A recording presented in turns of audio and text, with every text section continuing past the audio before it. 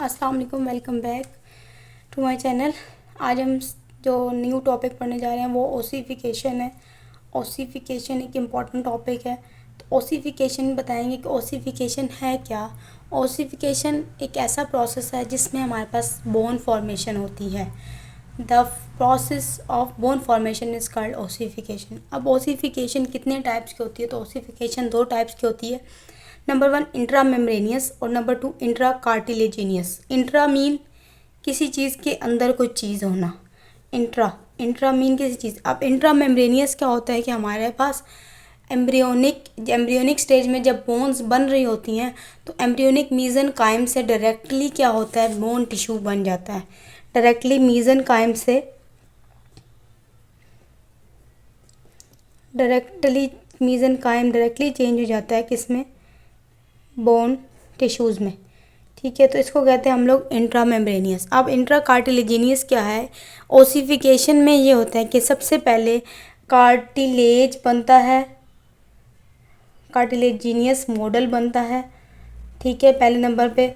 और cartilaginous model के बाद हमारे पास बोन फॉर्मेशन होती है। मीन कि उसमें मीज़ेनकाइम से डायरेक्टली होता है, बोन टिश्यू बनता है। और इसमें पहले कार्टिलेज बनता है और कार्टिलेज से फिर आगे बोन टिश्यू बनता है। अब इंट्रामेम्ब्रेनियस जो है ना, उसमें से सिर्फ 3 बोन्स हैं, जिसमें सबसे पहले है वॉल्ट ऑफ स्कल।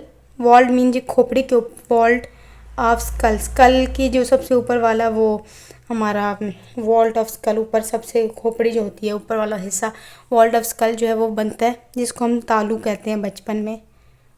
ठीक है, उसके बाद हमारे पास बनता है bones of face. Bones of face जो है वो इंट्रा मेम्ब्रेनियस होती हैं। ठीक है, वो सीधा मीज़ेनकाइम से सीधा बोन टिश्यू बनता है। और उसके बाद तीसरी बोन है क्लेविकल, जिसको हम ब्यूटी बोन कहते हैं। अब बाकी उसके अलावा long bone, short bone except clavicle. ठीक है, लॉन्ग बोन्स और शॉर्ट बोन्स, उसके बाद बॉडी की जितनी भी बोन्स हैं उसको, और इरेगुलर बोन्स जितनी भी हैं वो सारी क्या हैं, इंट्रा कार्टिलेजिनियस। और इसके बाद इरेगुलर बोन्स,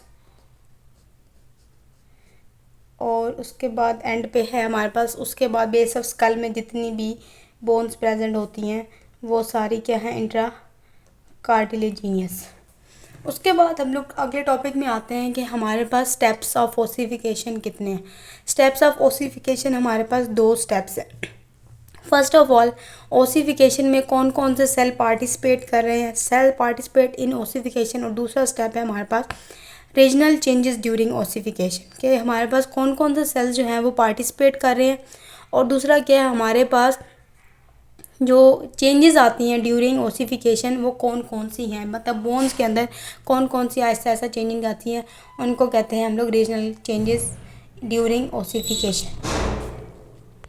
तो सबसे पहले हम लोग आएंगे कि सेल जो हैं वो कौन कौन से पार्टिसिपेट कर रहे हैं ड्यूरिंग ओसिफिकेशन। तो first of all genetic cell, दूसरा क्या है ओस्टियोब्लास्ट, तीसरा क्या है ओस्टियोसाइट, और चौथा क्या है ओस्टियोक्लास्ट। तो ओस्टियोजेनेटिक सेल को ओस्टियोप्रोजेनिटर भी कहते हैं। ठीक है, ये जो है हमारे पास क्या होते हैं, कैसे होते हैं, ये सारा हम इसमें डिस्कशन करेंगे।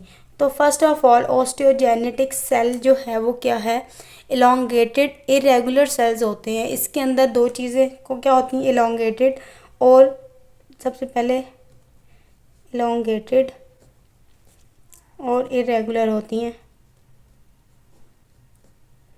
सेल्स होते हैं। इनके अंदर साइटोप्लाज्म और न्यूक्लियाई जो है वो न्यूक्लियाई आर पेल स्टेनिंग होती हैं। ये कहाँ कहाँ पे होते हैं, मैं आपको ना ये लॉन्ग जो है ये बाकी सारी स्टेप्स जो हैं वो नेक्स्ट वीडियो में इसको अच्छे तरीके से इसको एक दफ़ा पढ़ लेते हैं हम लोग कि स्टेप्स कौन कौन से होते हैं। सेल जो पार्टिसिपेट करते हैं हमारे पास ओस्टियोजेनिक सेल, ये ओस्टियोब्लास्ट, ये ओस्टियोक्लास्ट। और रीजनल चेंजेस जो हैं वो हमारे पास इंट्रा मेम्ब्रेनियस में किस तरह चेंज होता है, और उसके बाद ओस्टियोकार्टिलेजिनियस में क्या क्या चेंजिंग आएंगी, ये हम लोग नेक्स्ट टॉपिक में पढ़ेंगे। आज हमने भी पढ़ा है कि ओसिफिकेशन क्या होती है।